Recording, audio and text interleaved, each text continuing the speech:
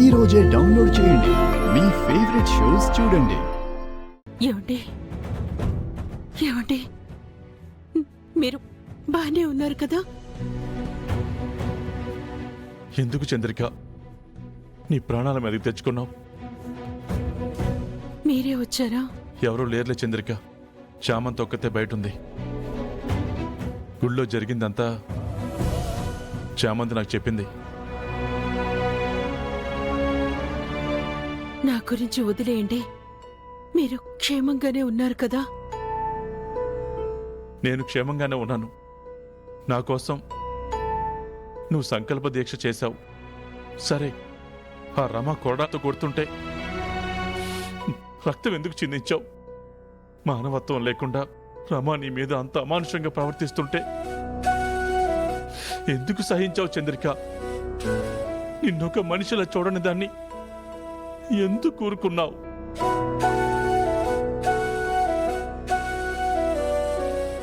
మీకోసమేనండి. మీరు నిండు నూరేళ్లు సంతోషంగా ఉండాలని, ఆ దీక్ష ఆగకూడదని, మీకేం కాకుండా ఉండాలని దీక్ష చేశాను. అంతకంటే నాకేం వద్దండి. ఏంటి చంద్రిక నువ్వు? చిటికెడు పసుపు కుంకుమల కోసం నీ జీవితాంతం ఇలాగే త్యాగం చేస్తూ ఉంటావా? ఆడదానికి కావాల్సింది ఆ సౌభాగ్యమే కదండి. ఏ జన్మలో ఏం పాపం చేశాను? ఆ రమాకు భర్తనయ్యాను. మరి ఏ జన్మలో ఏం పుణ్యం చేసుకున్నాను? నీ మెడలో తాళి కట్టాను. కానీ జీవితాంతం నిన్ను ఏడిపిస్తూనే ఉన్నాను. నువ్వేమో త్యాగాలు చేస్తూ మమ్మల్ని సంతోషపెడుతూనే ఉన్నావు. ఇప్పుడు నా ప్రాణాలను నిలబెట్టడం కోసం నీ ప్రాణాల మీదకి తెచ్చుకున్నావు. చాలు చంద్రిక, ఈ త్యాగం చాలు. ఈ త్యాగాలు చాలు.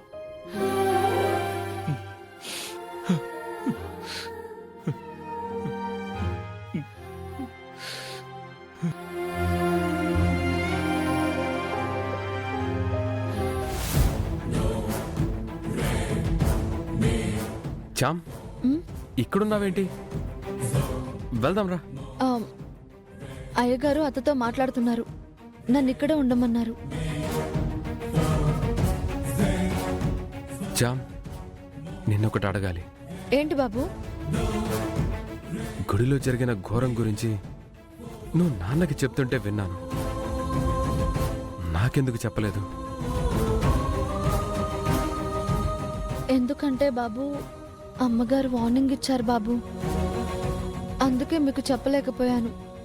ఏమనుకోకండి. అయ్యో, ఏమనుకుంటాను చామ్, అడిగాను అంతే.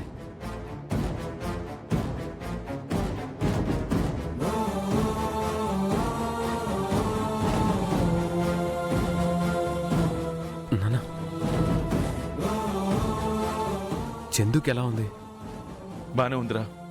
డాక్టర్ గారితో మాట్లాడి తనని డిశ్చార్జ్ చేయించుకుని ఇంటికి తీసుకెళ్దాం. అలాగే నాన్న. ఒకసారి చందుతో మాట్లాడొస్తాను. ప్రేమ్, ఏంటి నాన్న? నువ్వు తనకి బ్లడ్ ఇచ్చావంట కదా? అవును నాన్న. దేవుడి దయ వల్ల నా blood group Chandu blood group ఒక్కటే అయింది.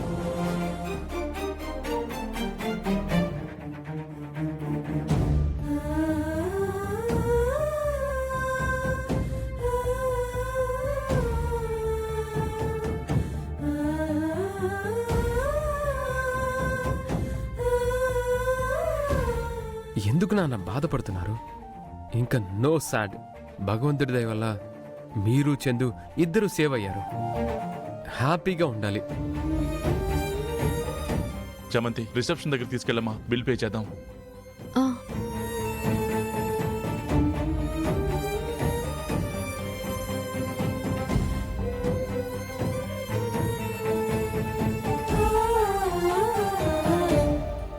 అమ్మా,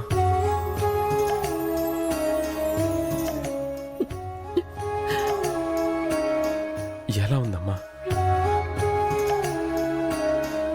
అమ్మ అమ్మ అని పిలిచాను ఏంటా అని చూస్తున్నావా? చెప్పాలంటే నాకు అమ్మలాగే అన్నీ చేశావు. అమ్మలా నన్ను పెంచావు. అసలు నిన్నే అమ్మ అని పిలవాలని ఉంటుంది నాకు. అమ్మ చంపేస్తుందని నా మనసులో మాట నీకు చెప్పలేకపోతుంటాను. నాకిప్పుడు పిలవాలనిపించింది, పిలిచాను. నువ్వేమన్నా అనుకుంటున్నావా?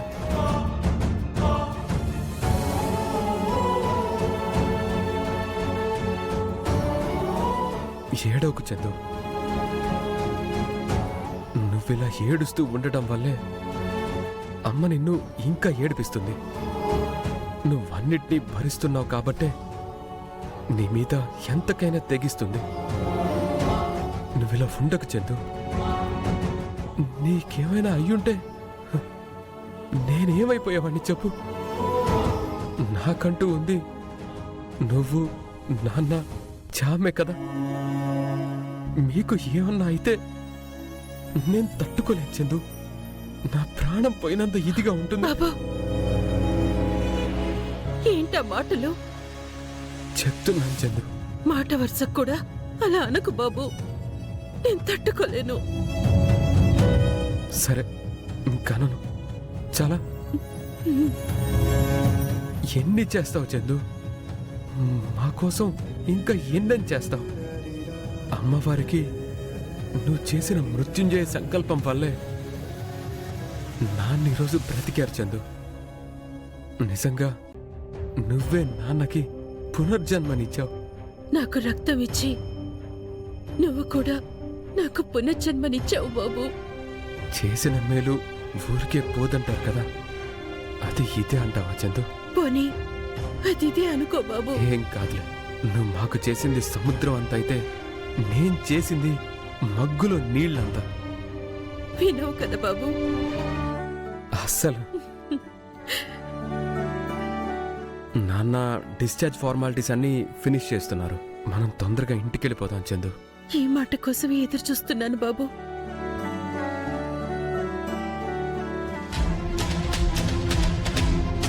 ఇప్పుడు నిజం చెప్పకపోతే నేను ఇంట్లోకి రాను.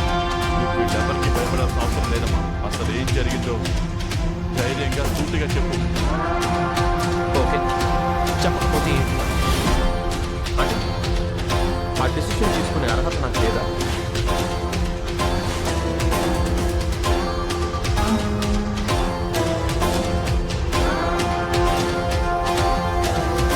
ఏం చెల్లమ్మా, బావ గురించి ఆలోచిస్తున్నావా?